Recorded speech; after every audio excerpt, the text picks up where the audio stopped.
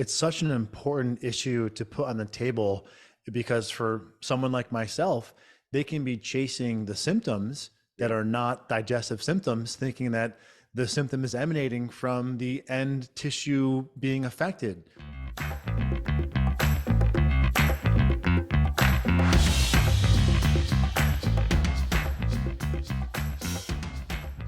Like the brain or the skin. There was times when I said I needed an MRI, because I was thinking, what's wrong with me? But yeah, now we know that things like food triggers or imbalances in the bacteria colonies in the gut, or just more simply leaky gut, can lead to skin problems like atopic dermatitis, rosacea, urticaria, or hives. Can lead to things like MCI or mild cognitive impairment, brain fog, anxiety, depression, joint pain, problems with the thyroid gland.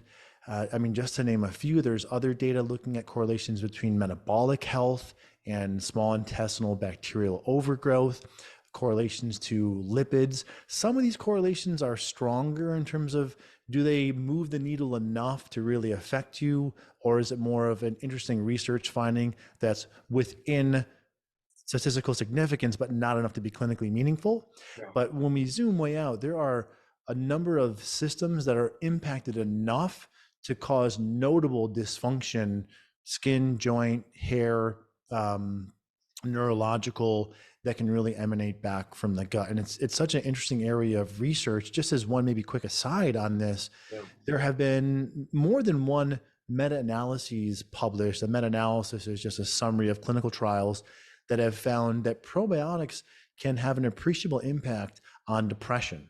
Wow. Who would have thought, right, that probiotics could help something in the mind? But this is truly, as you're intonating, the connection between the gut and the brain as just one of the many connections the gut stems to. I hope you enjoyed that episode of the Thrive State podcast. And if this podcast is bringing a lot of value to you, if you find that your life is just improving with this podcast, that your life is getting to the next level, please consider supporting it. And here's a few ways you can do so. You can do so by liking this video and commenting on this video, and also sharing this video with your friends and family. Another thing you can do is go to ratethis.com/ThriveState. Go ahead and leave us a 5-star review there. It will really, really help this show grow. And this will give me more time so that I could actually give more content to you, just like you got in this episode.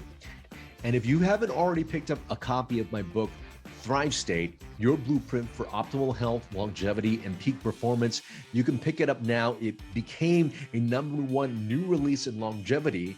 Go to thrivestatebook.com. And if you enjoy the book, please consider leaving us a review as well.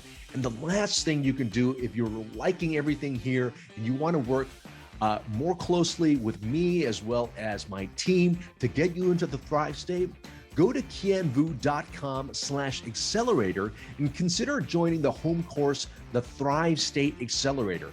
It's really the course that I use. It's the concepts that I use personally when I work with CEOs, celebrities, and my high-profile clients to get them to the Thrive State. Again, the Thrive State Accelerator at kienvu.com/accelerator.